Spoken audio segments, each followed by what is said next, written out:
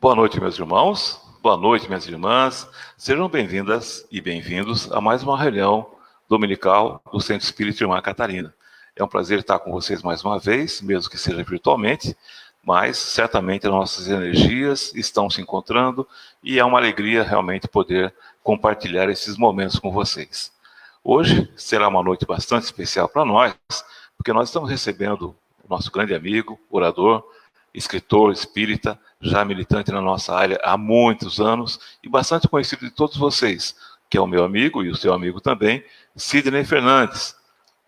Boa noite, Sidney. Seja bem-vindo à nossa casa. Boa noite, Osmar. Muito obrigado por este momento, por essa oportunidade. Meus amigos internautas, hoje nós vamos falar sobre o tema de sobre medicina e espiritualidade, tendo como pano de fundo o novo livro do Sidney, sobre o qual falaremos em seguida. Mas antes da gente continuar os nossos trabalhos dessa noite, eu queria convidar a todos vocês a juntos comigo fazerem a nossa prece de abertura. Como vocês já devem ter visto aí nos nossos avisos na página do Facebook, nós estamos convidando vocês a pegar um copo com água e fazer a prece junto conosco, porque nós estamos nesse momento fazendo uma oração numa grande corrente de vibração positiva em favor de todos os necessitados, as pessoas enfermas, as pessoas aflitas. Acabei de receber aqui mesmo pelo nosso chat do Facebook várias pessoas pedindo orações. Então essa oração será para todos que estão necessitados, inclusive nós, porque não tem ninguém nesse vale de lágrimas que possa se dizer totalmente sem problemas. Essa água, com a graça de Deus, será fluidificada e você poderá bebê-la após a nossa oração ou após o fim da nossa reunião. Então, vamos elevar nossos pensamentos a Deus, vamos elevar nossos pensamentos a Jesus, nosso amigo, nosso orientador, nosso irmão. Vamos elevar nossos pensamentos à espiritualidade amiga, que como sempre está do nosso lado, nos acompanhando. Agradecendo a Mãe Catarina, que é sempre a coordenadora dos nossos trabalhos e também a madrinha de nossa casa. E juntos faremos a nossa oração. Deus, Criador de todas as coisas que existem, rogamos a vossa bondade e nos permita ter uma noite de paz e harmonia na companhia de nossos amigos e familiares, na companhia dos nossos amigos que estão à distância via internet, na companhia de todos que tiraram um minuto do seu dia para ouvir essas palavras de iluminação que o Sidney vai nos trazer daqui a pouco. Recorremos à vossa sabedoria, ó Pai, para que envie os espíritos benfeitores às nossas residências e que eles encontrem abrigo e sintonia com nossos pensamentos. Ajuda-nos, Senhor, diante de nossas fraquezas e medos, pois ainda somos aprendizes nas questões espirituais. E ensina-nos sempre a seguir o caminho do bem e da evolução moral, a fim de que jamais possamos nos afastar do vosso imenso amor. Que assim seja. Então, meus amigos, com essa prece de abertura, nós estamos prontos para começar nossos trabalhos. Nosso convidado de hoje é o Sidney Fernandes, que é um dos diretores da Casa Centro Espírita Amor e Caridade, escritor já bastante conhecido, talvez já esteja na 14ª obra, Sidney? Essa é a 13ª, né? Estou trabalhando na 14ª agora. Então, já estamos prevendo novos lançamentos em breve, e o Sidney tem sido, talvez, no movimento espírita de Bauru, um dos oradores mais importantes. E também um dos seus escritores mais atuantes, porque nós estamos vendo aqui mais de um livro por ano que o Sidney tem nos presenteado. Esse livro atual é o livro chamado Dr. Galton, o Construtor de Futuros. Pelo que vocês sabem, né, nós estamos no 2º livro da série do Dr. Galton. E, Sidney, você gostaria de falar alguma coisa sobre o livro antes que eu comece a lhe perguntar sobre ele? Estou muito curioso para fazer as minhas perguntas. Eu vou ser breve nas minhas respostas. Graças a Deus, nós tivemos uma excelente aceitação deste Dr. Galton, o Construtor de Futuros, e em 6 dias de lançamento, a sua primeira edição foi esgotada. E nós tivemos muita alegria com essa aceitação, e a 2ª edição está sendo providenciada. E eu estou à disposição sua, porquanto a literatura está sendo, assim, neste momento, o veículo natural e bastante acessível para que possamos dar continuidade à nossa obrigação, ao nosso trabalho de veiculação da mensagem espírita. E, nesse caso, nós estamos com a pretensão, nem sei se vamos alcançar isso, mas de sensibilizar outras áreas de conhecimento, não apenas a área espírita, exatamente pelo fato de nós estarmos passando por um momento histórico em que as pessoas começam a resgatar o aspecto da espiritualidade, coisas que foram relegadas a plano secundário lá atrás, quando Hipócrates começou a destacar os aspectos científicos da medicina, e, infelizmente, com as sombras inquisitoriais, a ciência foi abafada novamente. E, com isso, final de século XVIII, começo do século XIX, a ciência voltou a ter o seu lugar, seu espaço para a produção de medicamentos, técnicas, novas cirurgias. E, a partir do começo do século XX, as coisas caminharam bem, a ponto de chegarmos agora, em 2020, com o Prêmio Nobel de Química, em que está sendo disponibilizado para os cientistas uma ferramenta extraordinária para o corte do DNA. São progressos vertiginosos da ciência médica, da ciência de uma maneira geral. Mas aquele abandono da parte espiritual lá de trás poderia nos trazer consequências muito sérias. E nós estamos detectando, e a tese que nós defendemos nas duas obras que falam do Dr. Galton, especificamente essa que lançamos agora, o resgate da espiritualização. Eu não vou me alongar para lhe dar espaço para suas perguntas, mas nós temos sinais concretos fora do meio espírita, tanto que não temos a pretensão de proselitismo com as nossas obras, daí a nossa intenção, a nossa esperança de que ela chegue e sensibilize tanto pessoas de outras religiões, como principalmente da área médica. Muito interessante, até porque a gente chega no século XXI e não acredita que a ciência ainda briga com a religião e vice-versa, né? A ciência tem feito tão bem para os seres humanos, assim como a religião também, que se as duas se dessem as mãos, talvez poderia ser o nosso planeta perfeito, não, Sidney? Eu entendo que nós estamos adentrando, confesso para você que eu não esperava que nesta minha atual encarnação eu fosse acompanhar alguns sinais dessa reaproximação. É uma reaproximação, porque no passado a espiritualidade estava muito perto da ciência médica. Mas com o materialismo do final do século XVIII e durante o século XIX, esse divórcio se acentuou. Parece que nós estamos acompanhando agora, parece não, nós temos sinais muito fortes, muito concretos e bastante recentes de que essa reunião, essa reaproximação está se concretizando. Deus te ouça, meu caro amigo. Mas vamos falar da sua obra. Algumas pessoas que estão nos ouvindo certamente não conhecem o primeiro livro do Dr. Galton. Mesmo o nome do Dr. Galton é um pouco estranho para muita gente, né? Então, Sidney, quem é Dr. Galton? embora algumas pessoas constantemente, quando conhecem os meus pontos de contato, ou mesmo quando ligam para a nossa editora, elas procuram saber onde é que fica o consultório do Dr. Galton.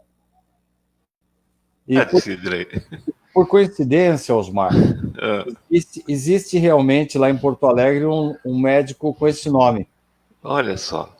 E pode até ser que a culpa seja minha, porque na época em que eu fui escolher o nome do personagem, eu fiz uma pesquisa dentre os descendentes de alemães lá do Rio Grande do Sul. Pode ser até que eu tenha visto esse nome e adotado em função dessa ligação, né, dos gaúchos com os seus ancestrais alemães. Mas o Dr. Galton é um personagem ficcional.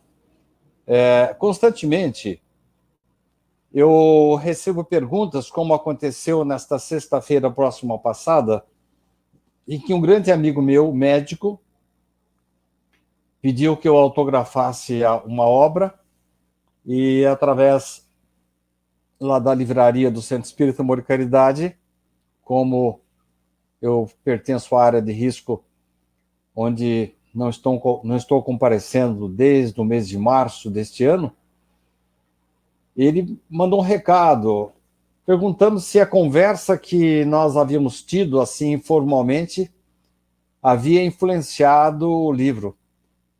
Eu confesso que não me lembro exatamente de quando me encontrei com esse amigo, mas, com certeza, o Dr. Galton está presente em muitos contatos que nós temos, em muitas informações que recebemos, e daqui a pouco nós vamos ter aí casos relacionados como esse prêmio Nobel que eu citei, e são coisas de agora que nós encontramos, nós colocamos no personagem, mas que nada mais são do que o reflexo das atitudes dos médicos que não apenas querem ganhar dinheiro, mas levam muito a sério o juramento de Hipócrates, no sentido de não atrapalhar, ajudar, prevenir e tratar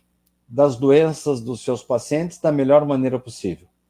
Então, o Dr. Galton é um personagem ficcional, mas, ao mesmo tempo, ele encarna a figura de muitos outros médicos com os quais eu tenho tido contato e aqueles também que, eventualmente, trocam ideias comigo. Nesse mais recente livro, nós contamos com a ajuda de 2 médicos, em relação aos quais eu coloco aqui meus agradecimentos. Um deles é o Dr. Marcelo Occhiuto, oftalmologista da cidade de São Paulo, que nos cedeu alguns casos para que pudéssemos adaptá-los aqui para o nosso livro. Dr. Marcelo Occhiuto, médico oftalmologista, que gentilmente autorizou a adaptação dos casos verídicos por ele vivenciados. E também o Dr. André Saab, médico cardiologista de Bauru, que deu o seu parecer em relação a alguns aspectos, ele que é especialista em coração e vasos sanguíneos, e prestou uma excelente assessoria com os textos relacionados com a saúde. Então, se eu conseguir ser breve na minha resposta, Osmar, Dr. Galton é ficcional, mas ele, de uma certa forma, concentra a atitude, a conduta, os anseios e a vontade de acertar de muitos médicos que, de uma certa forma, indiretamente participam da obra. Interessante você falar disso, porque recentemente, há poucos dias, 1 ou 2 dias, nós comemoramos o Dia dos Médicos, não foi? E que merecem toda a nossa homenagem, realmente, né? Mas Sidney, na verdade, o Dia do Médico é hoje. É hoje? Ah, então... 2 de outubro. E eu Então, mandei hoje de manhã várias mensagens para médicos amigos nossos, todos eles nos responderam agradecendo. Hoje realmente é o dia do médico. aproveitamos então e fazemos a nossa homenagem a esses profissionais maravilhosos que tão bem cuidam de todos nós, né? Eu confesso que eu pensei que você havia marcado a nossa conversa de hoje, tendo em conta que hoje é dia do médico. Diria para você que foi uma feliz coincidência. Porém, coincidências não existem, né? A gente sabe disso aí. Bom, mas falando do Dr. Galton novamente, o Dr. Galton era espírita? Essa personagem ficcional, ele era espírita? Não. E, na verdade, ele não tinha, assim, muito que falar em termos de religião. Ele nem reencarnacionista era. E ele sempre teve um certo pragmatismo e teve sempre como um fato assim científico a incontestável afirmação de que ninguém é capaz de lembrar daquilo que não aprendeu anteriormente. Mas, de repente, ele começou a se surpreender com as curas de vários experimentadores. Pessoas estavam conseguindo significativos alívios de seus sintomas ao alcançarem o núcleo de seus traumas. Situações que pareciam ser assim independentes dos registros dos cérebros dos seus pacientes na vida atual. Naturalmente, essa metodologia não está disponível aos estudiosos da ciência convencional, aqueles que consideram que nós não temos outras lembranças senão as decorrentes da presente existência. Ele acabou conhecendo a TVP, a teoria das vivências passadas, notando que alguns tratamentos psiquiátricos e psicológicos demandavam, como ainda demandam em algumas situações, anos de psicoterapia. E ele começou a perceber que alguns estudos realizados em torno do assunto, e nós aí teríamos que trazer vários nomes, né? Como Maurice Netterton, de 1967 para cá, quando ele criou uma nomenclatura própria para a chamada Past Life Therapy, a terapia de vidas passadas.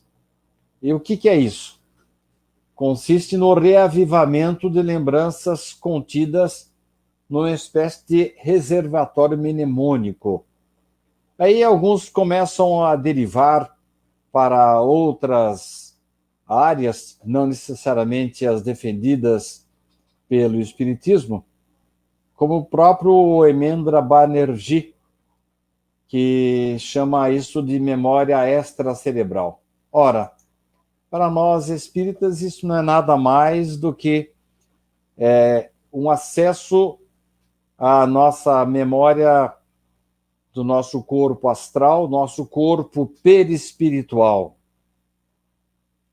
Como é que Galton acabou aceitando a reencarnação? Assim como aconteceu com o Dr. Brian Weiss, que nunca cogitou de reencarnação, Galton, com a ajuda de seu pai, que também é médico, conseguiu um estágio numa clínica em Miami, na Flórida, nos Estados Unidos.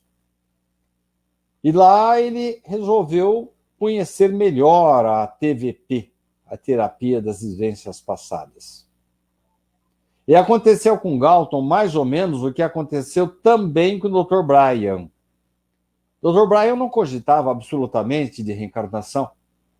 Quando o seu caso mais célebre, Catherine, ele faz uma pergunta inespecífica para Catherine, dando-lhe um comando durante um transe hipnótico, que ela retornasse ao momento que disparou, que startou as suas dores atuais. Naturalmente, o Dr. Brian estava esperando que ela retornasse para algum fato, algum trauma da adolescência ou da infância. E assim, surpreendentemente, Catherine retornou para alguns séculos atrás, aliás, milhares de anos antes de Cristo, numa das vivências que ela teve junto ao povo egípcio.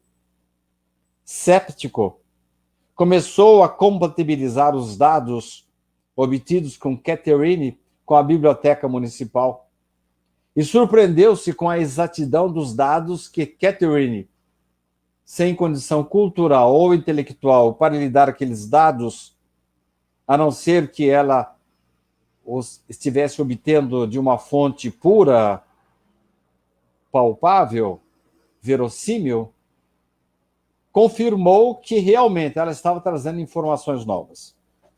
Foi a partir dali que Dr. Brian inaugurou o tratamento médico através da terapia das vivências passadas. Dr. Galton fez um estágio na sua clínica com a ajuda do seu pai, que havia estudado com o Dr. Brian numa universidade americana, e ele passou a se convencer da multiplicidade de vidas, não por ter lido uma obra filosófica, não por ter lido livros da filosofia hindu, ou mesmo da filosofia de Buda, ou outras orientais, que não são espíritas, mas são reencarnacionistas, mas porque os seus pacientes o convenceram de que eles estavam trazendo dados relativos às suas vidas anteriores. Foi assim, meu caro Osmar, que Dr. Galton convenceu-se da realidade da reencarnação. Mas a sua pergunta é mais específica. Como ele se tornou espírita?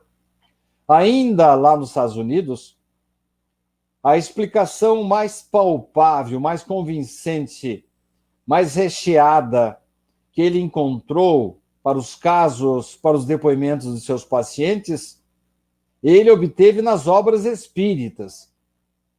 E repito, ele estava pesquisando obras de várias origens. E a lógica irretorquível da doutrina espírita o convenceu.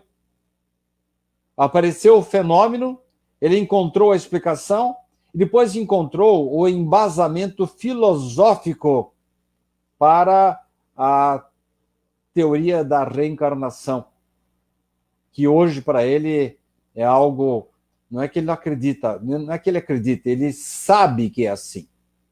Retornando ao Brasil, mudou completamente o seu ritmo de trabalho no seu consultório e conheceu o Dr. Constantino, que tem um grupo espírita lá em Porto Alegre chamado Emmanuel.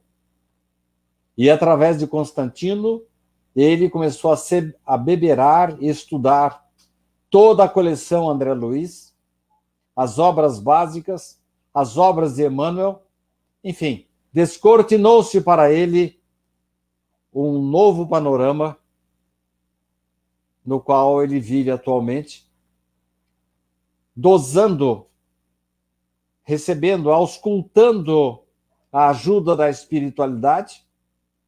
Não que ele seja um grande médium, mas ele é bastante receptivo à influenciação, à inspiração dos mentores espirituais, maiormente do mentor espiritual do Grupo Emmanuel, que é o irmão Procópio.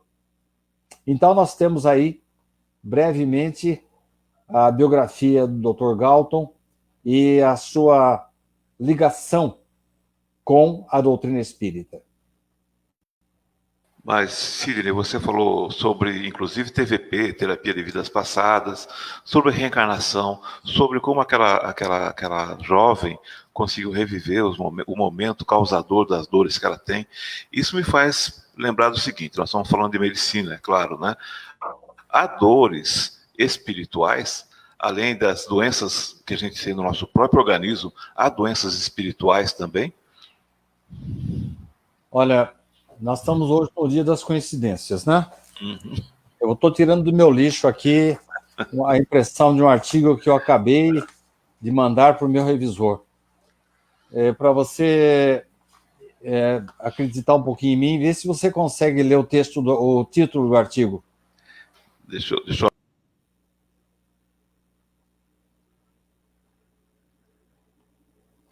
Está conseguindo ler, Osmar?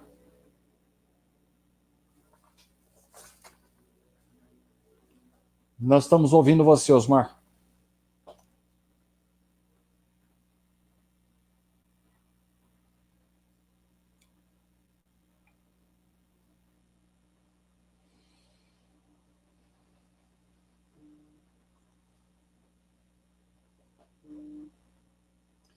Então, Osmar, a respeito desse artigo que eu acabei de mostrar o título para você, Doenças Reais ou Imaginárias, ele vem assim, bem a calhar com a pergunta que você me fez, se nós temos somente doenças de caráter físico ou temos também doenças espirituais. Eu começo esse artigo, Osmar, exatamente mencionando as chamadas doenças idiopáticas, que se caracterizam por queixas persistentes, sintomas, sem que o médico encontre qualquer agente que a justifique. A doutrina espírita, Osmar, procura trazer novas luzes para esses enigmas por intermédio dos seus fundamentos básicos, mormente os decorrentes de compromissos morais assumidos em vidas pregressas e consequentes efeitos deles decorrentes. Então, por aí, Osmar, nós já temos duas colocações. As doenças detectadas e estudadas pela ciência atual, a possibilidade de a ciência hoje contar com situações assim bastante convincentes do trabalho realizado pelos irmãos que cuidam da ciência, num vertiginoso avanço tecnológico ocorrido a partir do início do século XX até o presente momento.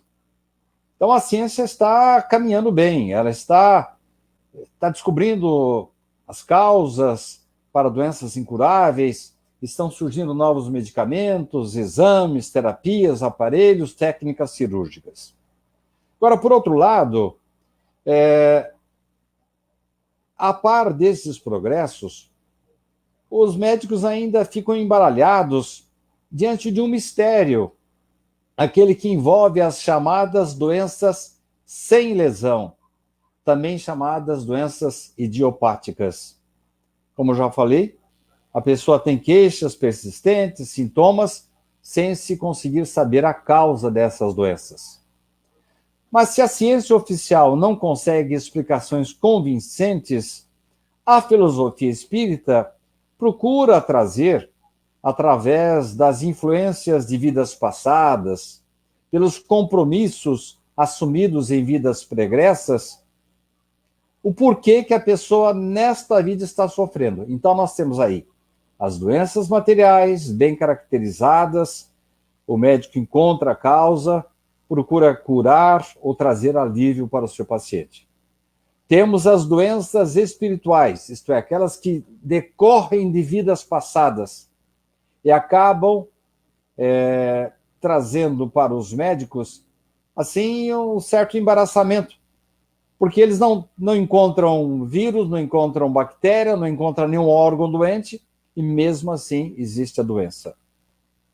Temos também, Osmar, as criaturas que passam a sofrer certos problemas, dores, sintomas, e decorrentes de influenciação espiritual.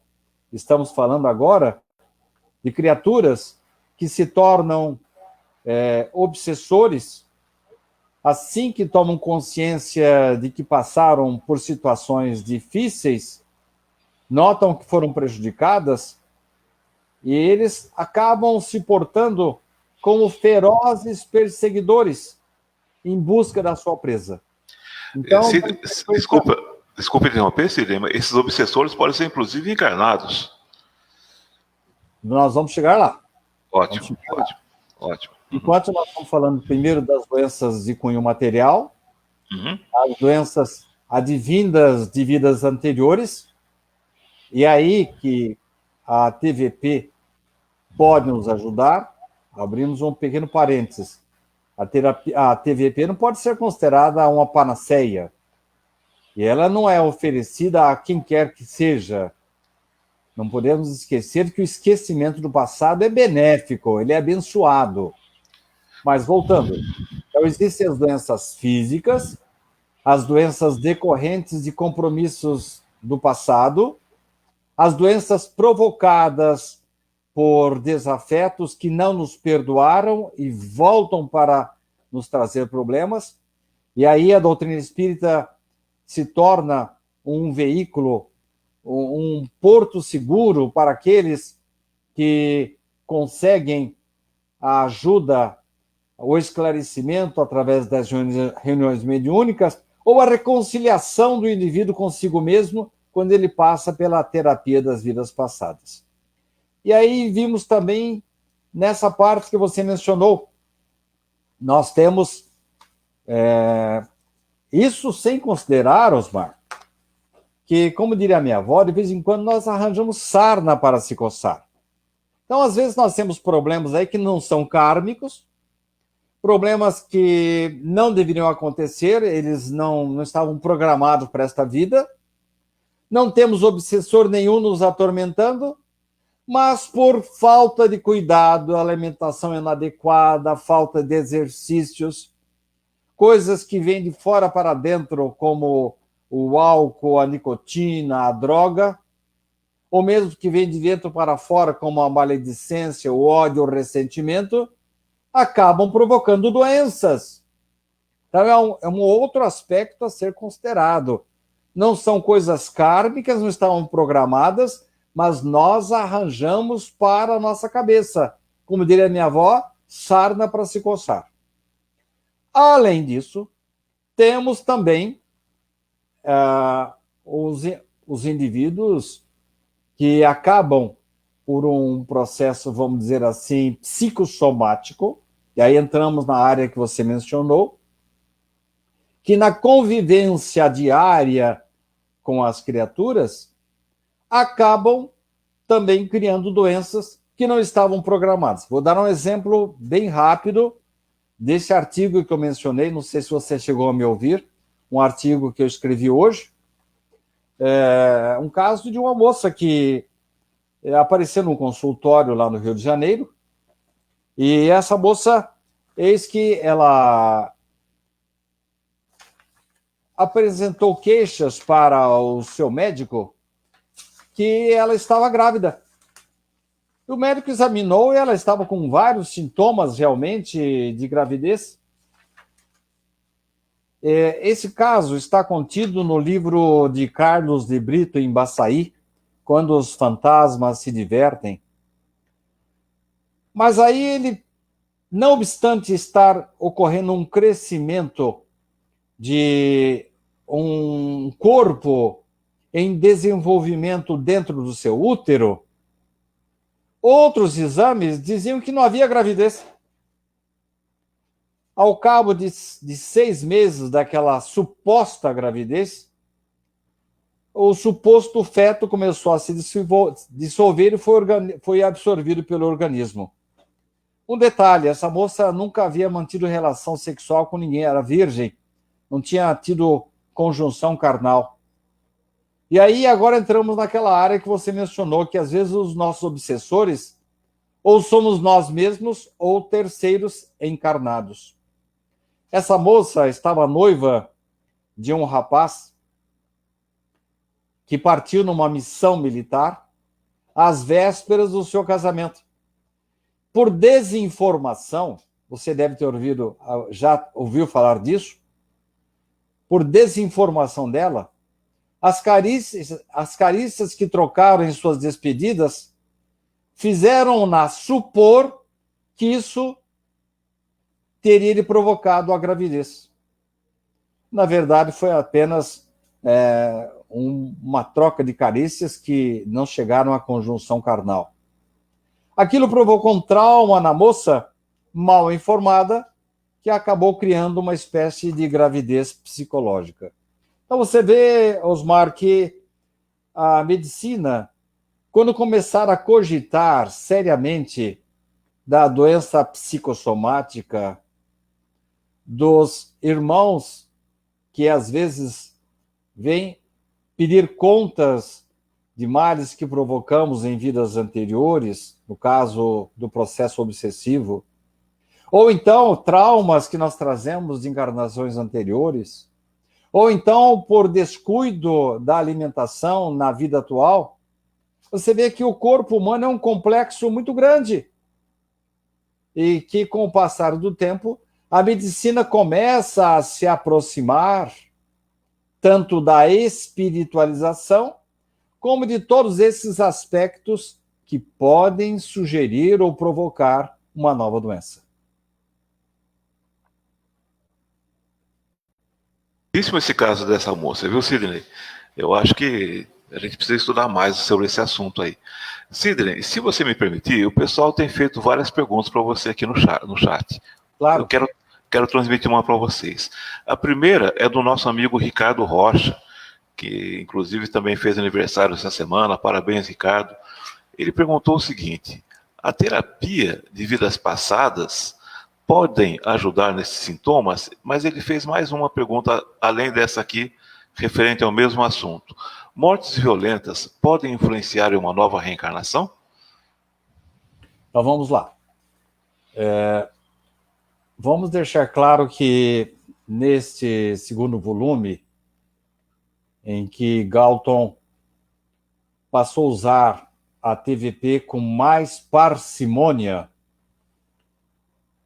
exatamente porque ele aprofundou-se no conhecimento doutrinário espírita e passou a revestir as suas atitudes como médico com mais cuidado ainda. Por quê? Repito o que eu já falei antes. O esquecimento de vidas passadas é uma bênção. Começar a querer procurar as causas, os traumas, ou fuçar no passado, isso não é recomendável. O esquecimento nos dá a oportunidade extraordinária de resgatarmos os nossos débitos de uma maneira mais leve. Uma coisa é você ter um filho, e nós estávamos brincando antes de começar o programa com o Frank, e você ter assim uma preferência por um dos filhos. E o outro filho se sente assim um pouco afastado. Mas as coisas vão levando na base da brincadeira e daqui a pouco tudo se acerta, porque numa família não tem que haver essas preferências. Mas você já pensou se o Frank, naquela conversa que nós estávamos tendo antes de começar o programa, ele descobre que um dos seus irmãos, ele teve algum atrito muito forte com algum dos seus irmãos numa vida anterior? Se antes havia assim, uma certa estranheza, deixa de ser estranheza para ser um caso concreto, com maior dificuldade de aproximação. E ora, para que estamos aqui? Para vencer as nossas ojerizas, as nossas intrigas do passado, daí o amortecimento das lembranças. Então, o esquecimento é uma bênção. Então quer dizer que a gente tem que riscar a TVP do mapa? Calma. No próprio Livro dos Espíritos, Allan Kardec abre uma exceção. Casos de traumas muito sérios, nós podemos, em casos excepcionais, quando os espíritos permitem, Eles abrem o conta-gotas e levantam uma pontinha do véu do esquecimento para que a gente possa ter uma qualidade de vida melhor atual. É quando a TVP tem a permissão da espiritualidade. Ela não pode ser usada à torta e direito.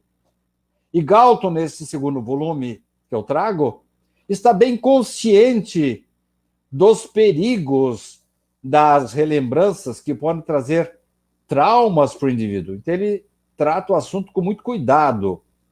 Tanto é que, neste Galton 2, ele faz poucas regressões, vai buscar o passado só em situações assim de necessidade. Vou dar um exemplo rápido para ver se eu consigo responder a outra pergunta do Rocha. Quando o indivíduo passa, por exemplo, numa vida, ele morre embaixo de uma mina de carvão, e é uma morte terrível, em que o indivíduo ele acaba morrendo de sede e de fome embaixo de uma mina que desabou sobre ele.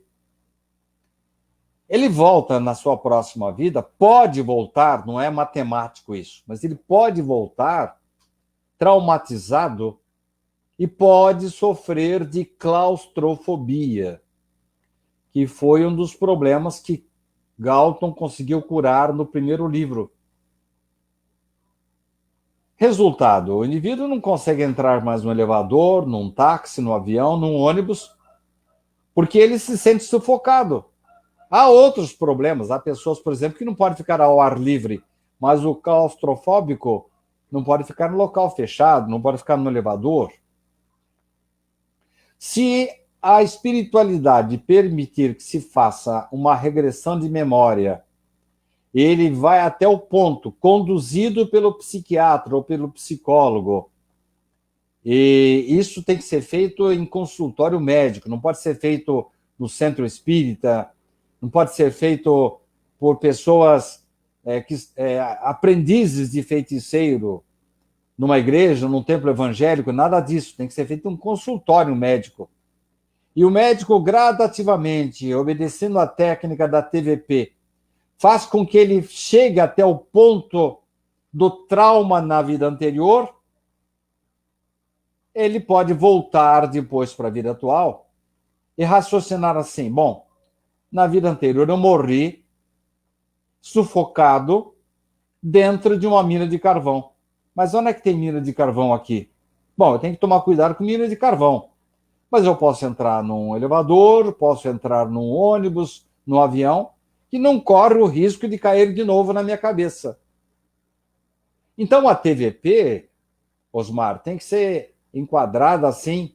E um detalhe, quando nós retornamos, temos a permissão da espiritualidade, porque muitas pessoas não conseguem relembrar, não. Meu filho passou pela TVP e não se lembrou de vidas passadas. E quando ocorre esse retorno, não é assim um filme que passa na cabeça do indivíduo. Richard costumava dizer que eram flashes. E isso é confirmado hoje pelo professor Raymond Moody Jr., em que os casos de pessoas que morreram e voltaram para contar a história, eles relatam a mesma sistemática. São slides, são fotos momentâneas, são flashes, mas não todo o contexto da sua vida anterior. Então, respondendo à pergunta do Rocha, a TVP pode ajudar, mas ela tem que ser usada com muito critério. Você poderia fazer a gentileza de repetir a segunda parte da pergunta do Rocha? Você acabou de respondê-la, já está respondida, porque você fez um bom apanhado. Aliás, o Rocha completa aqui a pergunta dele, dizendo que alguns problemas que ele teve só foram resolvidos com TVP. Então, a gente sabe que para algumas pessoas realmente ele funciona, o TVP, a TVP, na verdade, mas que também tem que ser feito com muito cuidado, né? São só pessoas habilitadas que podem fazer, porque mexer com o passado às vezes pode causar mais traumas do que benefícios, não é verdade? Perfeito. Você falou muito bem, perfeito. Tem um comentário que eu não posso deixar de ler aqui para você, tá certo? É da Maria Cleide. Ela fala assim, para você, Sidney, boa noite, Sidney. Eu adoro suas lives e suas palavras afetuosas e esclarecedoras. Né? E tem outro comentário dela também, que ela dizia, dizendo o seguinte: meu irmão faleceu jovem e de morte violenta. Já fazem 25 anos. Ele poderá estar ainda no umbral? Por que Eu no acho umbral? Por quê? exatamente. Por que umbral? E sem contar também, Sidney, que isso também não é matemático, né? Mas Não, vamos lá, sua resposta, por favor. não, não. Vamos lá devagar. Não é o tipo de morte que vai determinar o andamento, o desenvolvimento de nossas atividades no plano espiritual. É o tipo de vida que estamos tendo. Uma pessoa pode passar por uma doença de longo curso, preparar-se adequadamente, começar a conviver com desencarnados que sentam-se ali na sua cama e depois o conduzem para a espiritualidade, mas pela vida que ele teve, cheia de comprometimentos, erros, coisas que prejudicaram muitas pessoas, ele não vai se furtar ao reencontro com as suas vítimas. E às vezes pode acontecer de uma pessoa passar por uma situação traumática, uma morte até violenta, mas ela sempre foi uma pessoa boa. Ela tinha dentro da sua programação espiritual, e eu, num dos meus livros, chama-se Sob a Luz que Liberta, 2 rapazes que se degladiaram durante a vida inteira, quando eles caem em si, eles pedem para ter uma morte violenta. E olha que eles já estavam numa situação bem melhor. Não me perguntem se eles morreram ou não, mas eu posso lhes dizer que mesmo as pessoas que se programam para mortes violentas, às vezes têm esse karma, vamos usar a terminologia hindu, esse karma negativo atenuado. Mas há situações que nós queremos passar por elas e passamos. Mas isso não significa necessariamente que isso vai nos jogar assim no meio do umbral. Mesmo porque a gente costuma falar vai para o umbral. O umbral não é um local. Allan Kardec deixa bem claro que não existem locais geográficos para o céu, o inferno, o purgatório, o umbral. O umbral é um estado de consciência em que se reúnem espíritos que pensam da mesma forma, que têm os mesmos comprometimentos e que têm contas a acertar com a justiça divina. Ora, o fato de um indivíduo passar por uma morte violenta não significa que ele vá permanecer durante mais de 20 anos nesta situação aí do purgatório espírita. Provavelmente, minha cara amiga, ele já foi plenamente acolhido pelos seus familiares, deve estar desenvolvendo-se sob aspecto intelectual e espiritual e programando para daqui a alguns tempos passar a conviver com a sua família espiritual, tanto lá provisoriamente na espiritualidade. Eu falo provisoriamente não no sentido de que aqui seja a vida definitiva. Não, a nossa vida definitiva é lá. Mas pelo nosso grau, pelas nossas necessidades evolutivas, a gente volta e já programa um retorno.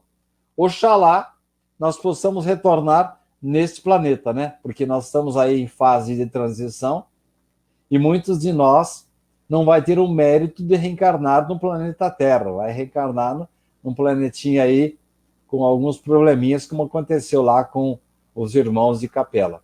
Mas então, especificamente, minha amiga, não acredito não que o seu irmão esteja ainda em alguma situação difícil. Eu acho que ele já foi acolhido, está estudando, trabalhando, se preparando, planejando a continuidade do seu projeto evolutivo.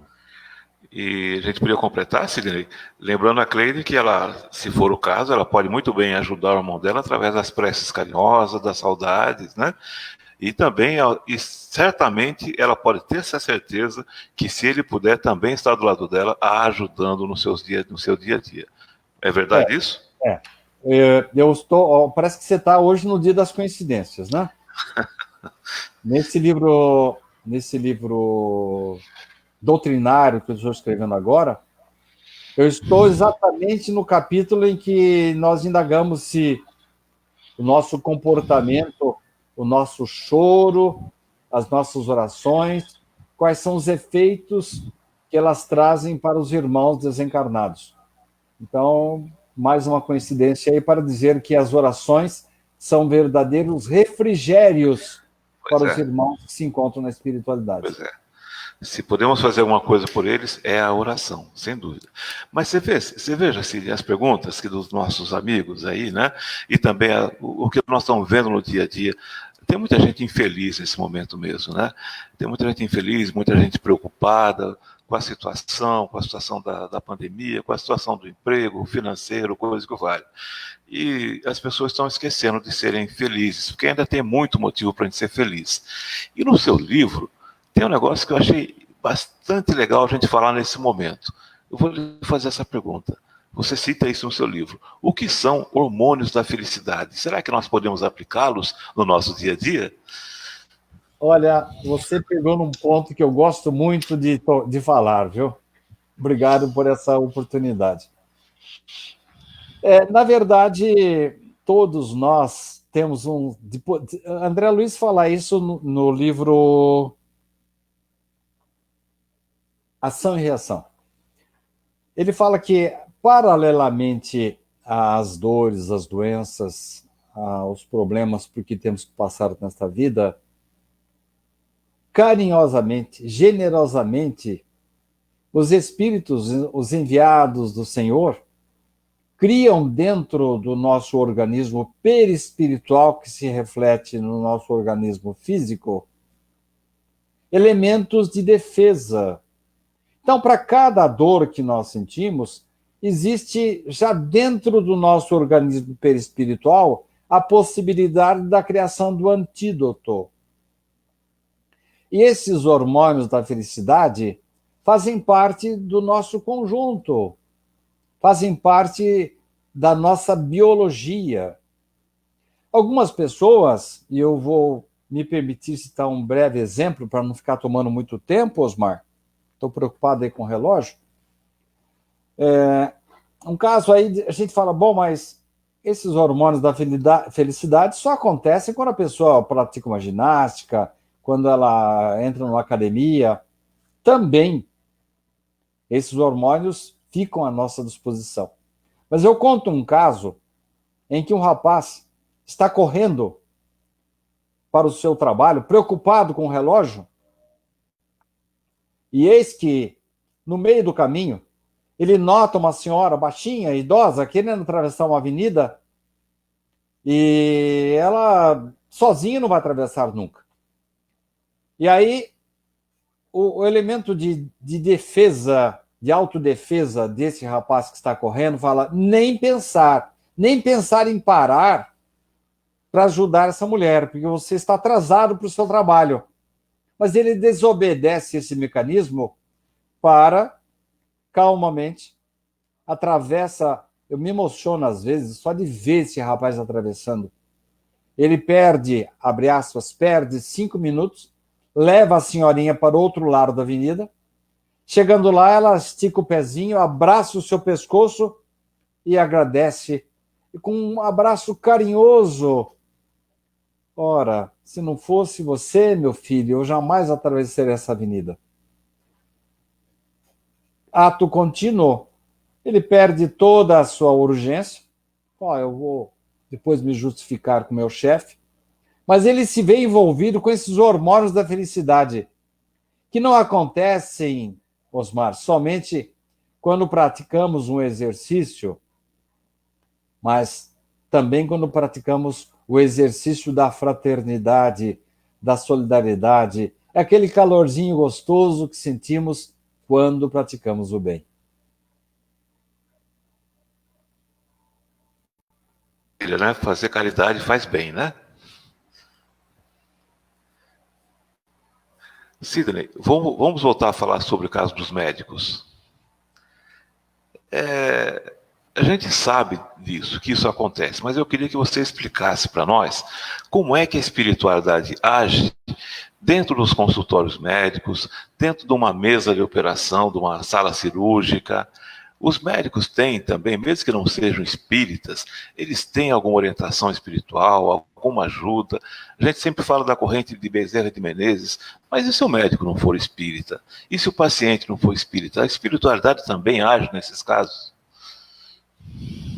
Em O Livro dos Médiuns, Kardec faz exatamente essa pergunta quando ele indaga a um magnetizador, dizendo assim: bem, ficou bem claro que vocês fornecem o magnetismo de vocês, o magnetizador fornece o seu magnetismo animal, e vocês potencializam o magnetismo do passista.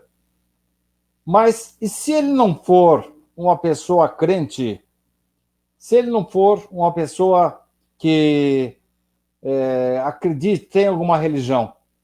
Eu quase que vejo a risada do mentor respondendo para Kardec: e você pensa que nós ajudamos somente aqueles que acreditam em nós?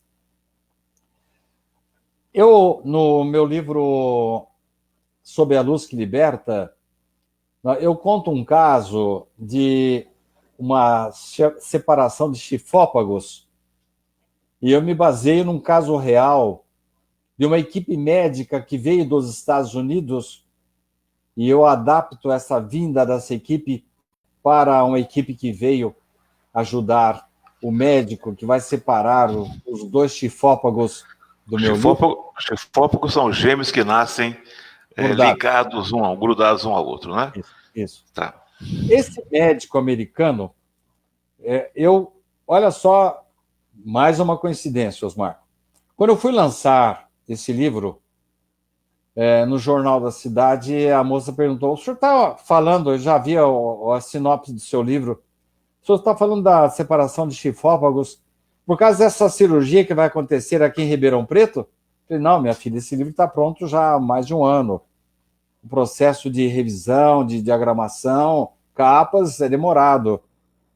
Eu coloco no livro, Osmar, exatamente aquilo que aconteceu em Ribeirão Preto.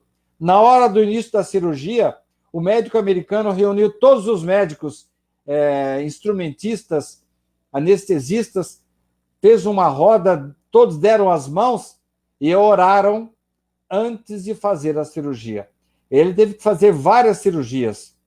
A primeira cirurgia começou em janeiro e as duas crianças foram separadas, eu não lembro direito, lá por volta de agosto, setembro, outubro, da época que eu lancei o livro. Então, Osmar, Deus considera o trabalho do médico de extrema importância.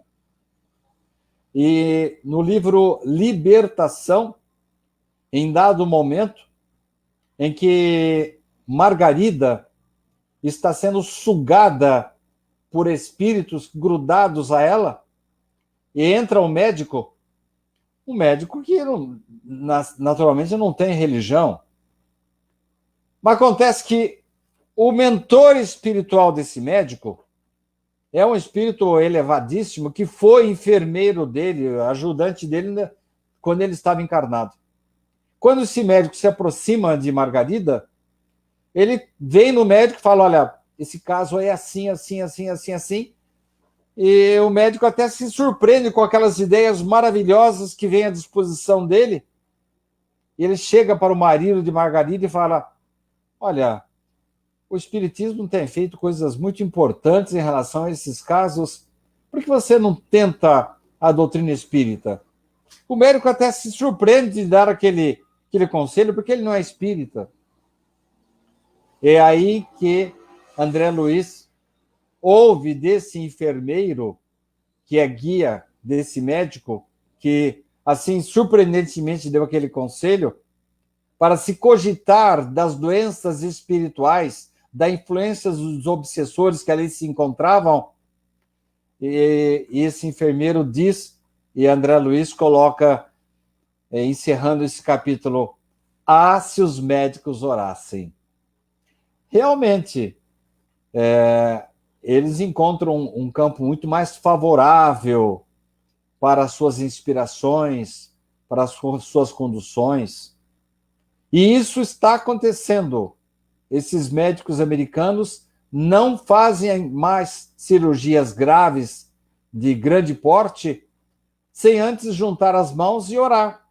E não são necessariamente criaturas religiosas, mas começam a perceber que a influência da espiritualidade lhes dá mais segurança, eles são melhor conduzidos e eles têm maiores probabilidades de êxito em suas intervenções. Muito bom. Sidney, a Cleide está agradecendo pela tua resposta à pergunta dela, a pergunta anterior. A Aparecida Regina está dizendo que a palestra é muito rica de conteúdo, está agradecendo também você. E eu quero te fazer mais uma pergunta referente a esse negócio da clínica médica, da sala de cirurgia, etc. Bom, vamos sair um pouquinho desse lugar e pensar o seguinte: é possível haver cura, por exemplo, dentro do centro espírita? Mais do que isso, nós já estamos acostumados no centro espírita. Vamos mudar a pergunta. É possível haver cura, por exemplo, dentro de um templo evangélico? Ou de uma igreja católica? Osmar, Eu sei. você está deixando perceber que você leu realmente o meu livro. E eu fico muito agradecido, porque você é uma pessoa muito culta, e são 2 capítulos que eu tive muito gosto de escrever, e você pode ficar certo de que ali nós colocamos inspirações vindas tanto dos mentores que se dão ao trabalho de nos orientar no momento que estamos escrevendo, mas também, em nenhum momento, nos afastamos da orientação de André Luiz, que prevê a influência, a presença de espíritos superiores em qualquer lugar que seja. Não podemos esquecer jamais do contato de Jesus com a mulher samaritana, que em determinado momento perguntou para ele onde é que ela deveria orar, se em cima daquele monte ou no templo, e Jesus diz que Deus é espírito, e em espírito deve ser orado em qualquer lugar. Leon Denis frequentava qualquer igreja, ele se sentia bem em todas elas, mas gostava mais de orar junto da natureza. Então, quando há o mérito, e aí nós mostramos em 2 situações. Uma em que uma moça, é o caso de Fernanda, é o caso que nos foi cedido pelo Dr. Marcelo Chiuto. Fernanda era uma católica de 4 costados, e ela foi ao consultório da esposa do Galton, que por sua vez chamou o Galton e a partir dali criou uma espécie de junta médica. Uma junta médica composta por Galton, espírita, Ana Clara, esposa, espírita, Constantino, espírita. O oftalmologista da moça, que o caso era um dos problemas dela era de vista, o doutor José Carlos, evangélico.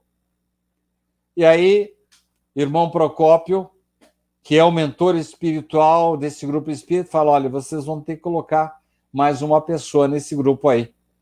E eles já estavam sabendo a quem o mentor estava se referindo. Era o padre Zezinho. Um padre bastante aberto, que imediatamente colocou a sua igreja e a casa paroquial à disposição. E foi ali na casa paroquial que os espíritos vieram, juntaram-se, e aquela que seria a água fluidificada foi a água benta com que o padre Zezinho espargiu os olhos da Fernanda. E a orientação que o padre Zezinho deu foi inspirada por um dos mentores espirituais. O próprio irmão Procópio estava ali, usando o padre Zezinho para dar as orientações. E no caso do templo evangélico, o próprio oftalmologista José Carlos, que frequenta uma igreja evangélica, ele ficou entre a cruz e a espada. Será que eu levo esse caso para Galton? Eu sei que o Galton é espírita. Eu não sei se os irmãos da minha igreja vão recebê-lo tranquilamente.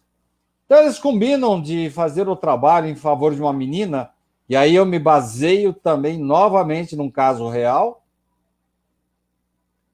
E eles ficam assim, dentro da igreja, do templo evangélico, ficam assim, incógnitos. E em dado momento, isso por orientação do irmão Procópio. E eles até contestam, mas será que nós devemos ficar incógnitos? Isso não é enganar as pessoas? Não, meu filho. E ele refere-se a um fato ocorrido no livro Libertação, em que quando André Luiz e os seus companheiros começam a adentrar o reino de Gregório, eles se revestem da capa de espíritos como que inferiores daquela região. São obrigados a absorver aquelas substâncias negras para ficarem parecidos com o pessoal que vive ali no reino de Gregório, que fica no centro do umbral. Não. Na verdade, vocês estão apenas criando uma situação para não ofender os irmãos de outras crenças. Eles vão na igreja evangélica, ficam quietinhos lá e apenas orando, vibrando, porque o pastor evangélico iria fazer uma bênção, dar uma bênção para a menina que era objeto do trabalho deles. Qual não foi a surpresa? Quando no momento da bênção, o pastor evangélico, adrede preparado pelo José Carlos, o oftalmologista evangélico, chama todos lá na frente e dizendo claramente que não importava a religião daqueles que estavam presentes, porque eles ali iriam ajudar uma menina, uma filha de um dos frequentadores. E eles se juntam lá na frente do templo evangélico, todos eles com mãos estendidas, e naquele momento, na bênção que o pastor evangélico dá para aquela criatura, a espiritualidade se utiliza dos fluidos de todos que ali se encontram, do ectoplasma que eles estão produzindo, e com o influxo, com a boa intenção do pastor evangélico, são derramados sobre a menina. E a partir dali a menina é curada. Então a resposta é positiva, viu, Osmar? Os espíritos superiores você encontra em qualquer lugar. Do momento em que a hóstia vai ser oferecida, ela está impregnada de fluidos da espiritualidade. E André Luiz até faz uma descrição assim, bastante curiosa, dizendo que algumas pessoas, quando colocam a hóstia na boca, ela toda iluminada, ela se apaga, porque a pessoa não tem méritos ou não está predisposta, não está em condições de receber o auxílio que está vindo através daquela hóstia. Outras não. Quando colocam a hóstia na boca, ela extravasa uma iluminação, iluminando todo o organismo do indivíduo, prevenindo-o contra doenças ou até criando defesas para outras que poderiam acontecer. Então, a espiritualidade, os bons mentores, está em qualquer lugar, viu, Osmar? Nossa religião, o espiritismo, não condena nenhuma, nem combate nenhuma das outras. E a gente sabe que qualquer religião que leva o homem a Deus é uma religião divina, né? Então, precisamos parar com alguns preconceitos aí. Mas, Sidney, o Ricardo Rocha fez mais um comentário aqui e foi para dizer que a palestra está excelente. Eu também acho, viu, Ricardo? Também estou gostando muito. E, já que estamos falando em medicina, quero continuar nesse assunto. Sidney, e a homeopatia? O que você me diz disso? É válida, não é válida? Ajuda? O que tem a ver com o espiritismo? Hahnemann, você vai falar dele possivelmente, era espírita? Não. Hahnemann, embora fosse da época de Kardec, mas ele é citado nas obras de Kardec e depois é citado também na Revista Espírita. Então, Kardec, antes de fazer a codificação espírita, aliás, eu fiz um artigo há poucos dias que foi publicado no dia 13 de outubro, em que o jovem, o menino Kardec, ele já começou aos 28 anos de idade a dar mostras nos seus livros didáticos, com os seus textos, que depois foram repetidos em obras já da sua maturidade, já como codificador da doutrina, textos assim muito semelhantes, mostrando claramente que ele já estava adrede preparado para ser o codificador. Antes de ser o codificador, ele conheceu o mesmerismo. E lá na frente ele começa a dizer que o mesmerismo, o magnetismo preconizado por Mesmer, era uma doutrina irmã da doutrina espírita. Tanto é que ele fala muito mesmo do magnetismo. Por que nós costumamos dizer que os nossos passes são mistos? Porque eles contam com o magnetismo animal do passista, conta com o magnetismo dos espíritos e a potencialização do nosso magnetismo através dos mentores. Então, essa parte de magnetismo tem o condão, Osmar, de atingir o nosso corpo, a nossa sede, a forma da nossa forma. A gente costuma brincar dizendo que a nossa alma, quando cometemos nossos pecados, ela enche de pontinhos pretos. Cada pecadinho que a gente comete é um pontinho preto. E esses pontinhos pretos, nós, se não modificarmos nosso comportamento, permanecem, vão conosco para a espiritualidade. E às vezes nós estamos doentes aqui, vamos doentes para a espiritualidade e voltamos doentes na outra encarnação. Por quê? Porque a forma foi maculada. Quando eu dou um tiro numa pessoa, a bala atinge minha vítima, mas me atinge imediatamente o meu perispírito, criando um pontão preto lá.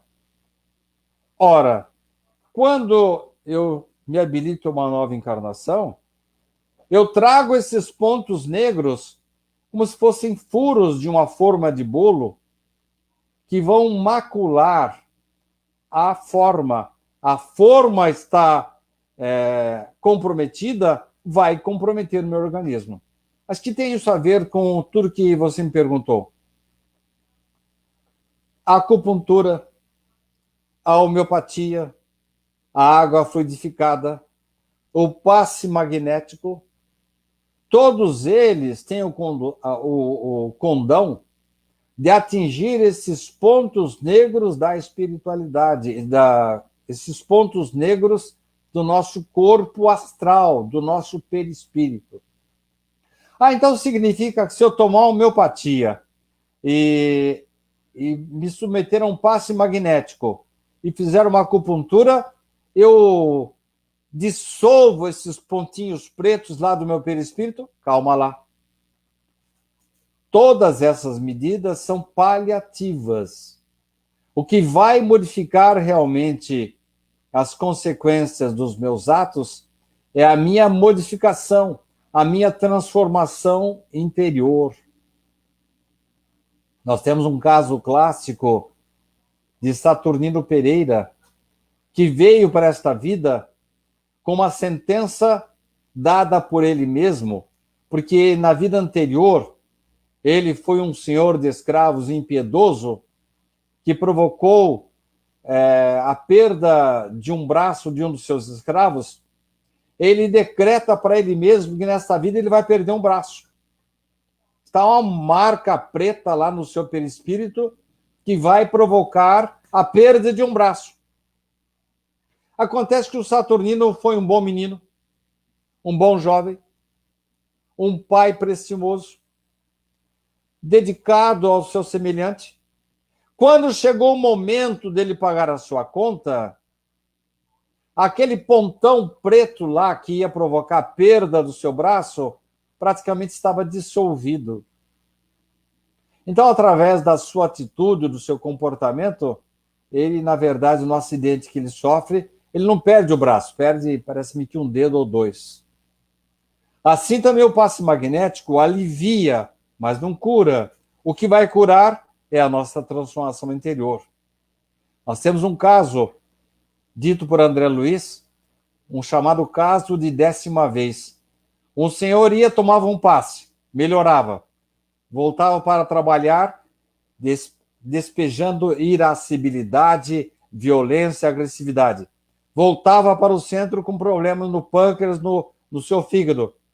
O passe ajudava. Fizeram isso por 9 vezes. Quando chegou a 10ª vez, o mentor falou: hoje você não vai tirar a dor desse rapaz. É um caso de 10ª vez. Ele vai precisar conviver com essa doença até que ele retempere, modifique o seu comportamento.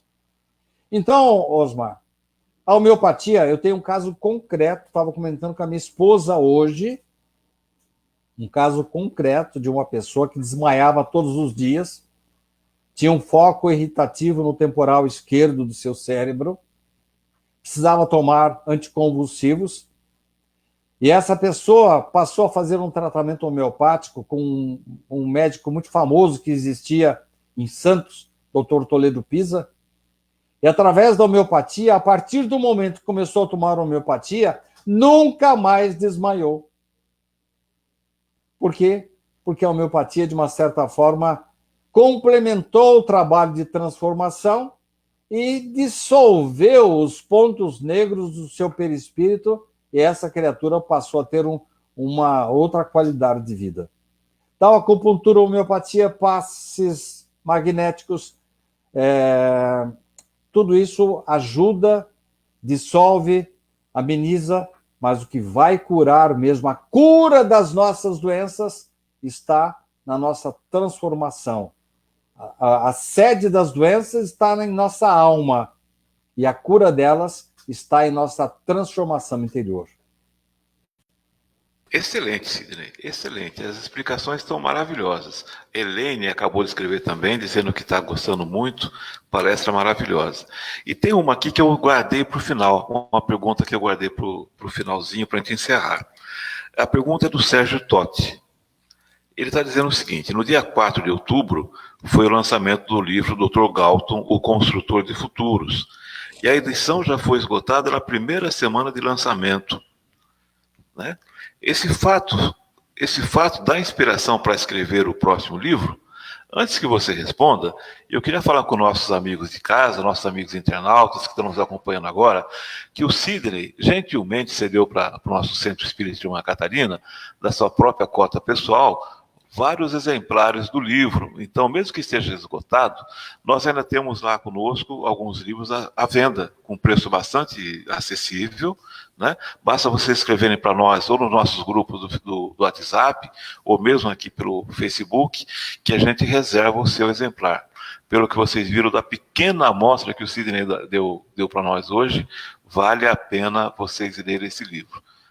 Se é que eu posso dizer isso, Sidney, quem sou eu para dizer isso para você, mas eu recomendo, né? Então, gente, aproveitem que nós temos alguns poucos exemplares ainda. Então, a pergunta dele é o seguinte: esse fato dá inspiração para escrever o próximo livro? Sabe, Osmar, esse seu comentário me deixa muito feliz. Você é uma pessoa em relação à qual eu tenho um grande respeito pelos seus predicados próprios e porque o fruto nunca cai longe da árvore. A sua querida mãezinha foi um baluarte, uma consoladora, uma enxugadora de lágrimas, uma criatura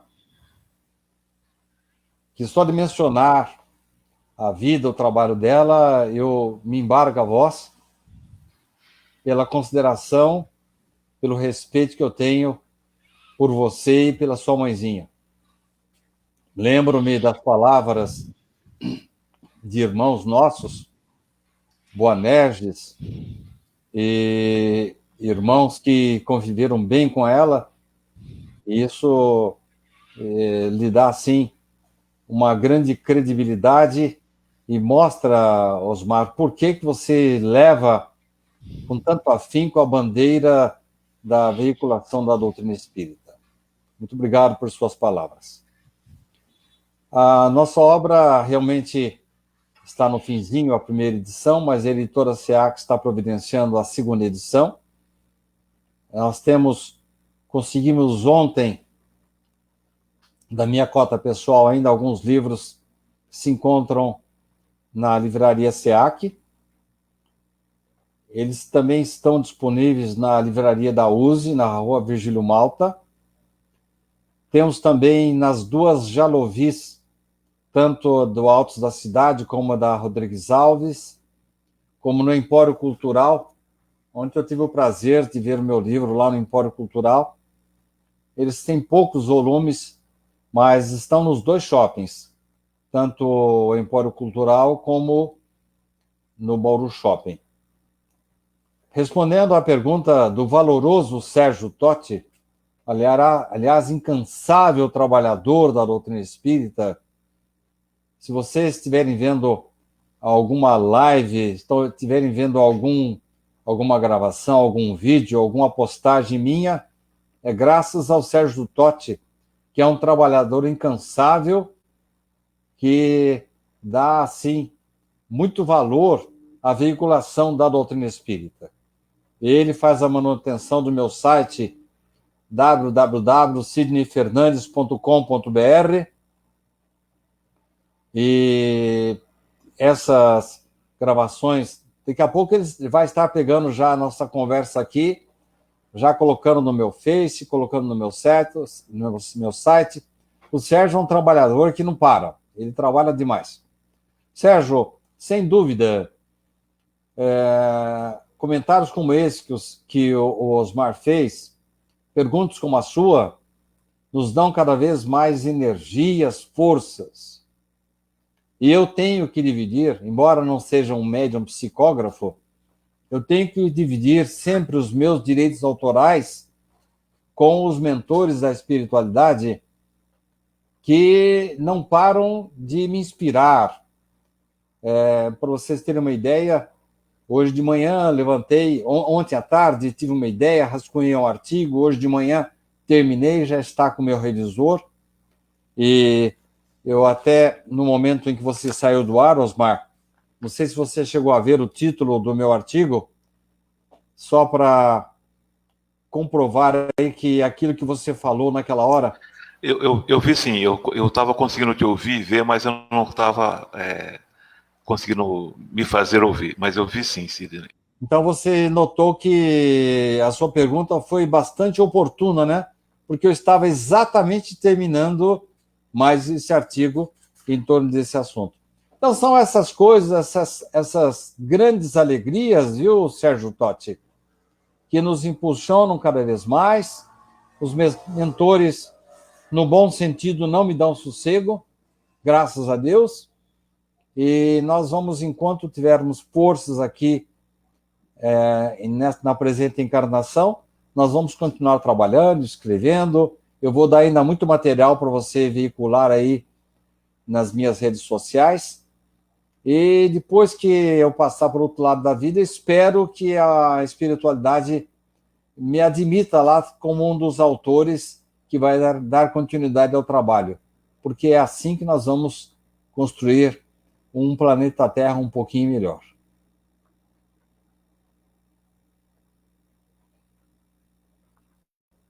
Sidney, excelente. Eu queria fazer mais, agora não é uma pergunta, não é um comentário para você, e na verdade é uma sugestão para os nossos amigos internautas. Não são todos os que leem o Jornal da Cidade de Bauru, né? Nós, infelizmente, nós não temos esse hábito de ler jornais e tal, e são poucos os que leem, mas aqueles que leem não podem de ler os artigos semanais do Sidney. É um hábito que eu já criei há algum tempo de acompanhar o Sidney pelo Jornal da Cidade. Se não me engano, quinta-feira? Na verdade, o dia programado para a publicação da Coluna Espírita é terça-feira. Terça-feira. Mas como às vezes há algum feriado, ou então há muitos anúncios na terça-feira, a minha querida Juliana Heder, que, com a permissão da direção do jornal, coloca os meus artigos, diagrama, põe bonitinho lá, ela ajusta bonitinho, às vezes ela tem que obedecer à existência de espaço. Então, pode acontecer, às vezes, de a coluna não ser publicada na terça-feira, mas na quarta é publicada, com certeza. Geralmente, na última ou penúltima página. Agora, quando existe assim algum fato extraordinário, às vezes ela passa até para quinta-feira, mas ela sempre dá um jeito. Olha, para você ter uma ideia, ela estava passando uma semana em casa, ela estava com um problema de saúde, ela deu um jeito lá de entrar em contato com o Claudinei, um companheiro dela lá, e o meu artigo saiu naquela semana. Foi publicado. Foi publicado. Então, geralmente é na terça, mas às vezes é na quarta. Mas é um bom hábito, meus amigos, acompanhar essas colunas do Sidney. É um hábito saudável e bastante esclarecedor. Eu realmente não perco, eu acho que assim como eu, deve ter muita gente que faz a mesma coisa. Mas, como tudo que é bom acaba, estamos chegando ao fim. Sidney, muito obrigado. Eu acho que foi uma noite maravilhosa para mim, certamente, e para nossos amigos de casa, certamente. Foi uma noite de bastante ensinamento, bastante esclarecimento. Se a gente tivesse combinado as perguntas, não seria tão bom, eu acho, né? Porque foi tão espontâneo, foi muito bom, foi gostoso mesmo. Então eu agradeço a você pela sua disponibilidade, sempre atender o Centro Espírita de Irmã Catarina, pelo seu carinho com a nossa casa e conosco também, agradeço muito por isso. Saiba que é recíproco esse sentimento e gostaria realmente de contar com você muitas outras vezes. Aos nossos amigos de casa, eu agradeço pela presença de vocês, agradeço por estar nos acompanhando. Amanhã teremos mais uma palestra, normalmente às 7 da noite, espero vocês amanhã também, mas que Deus os acompanhe durante essa semana, os proteja, que realmente seja uma semana de muita alegria para todos nós, de muita paz e de muito amor. E para encerrar o nosso domingo com chave de ouro, eu acho que nada melhor do que o Sidney fazer a nossa prece de encerramento. Poderia ser?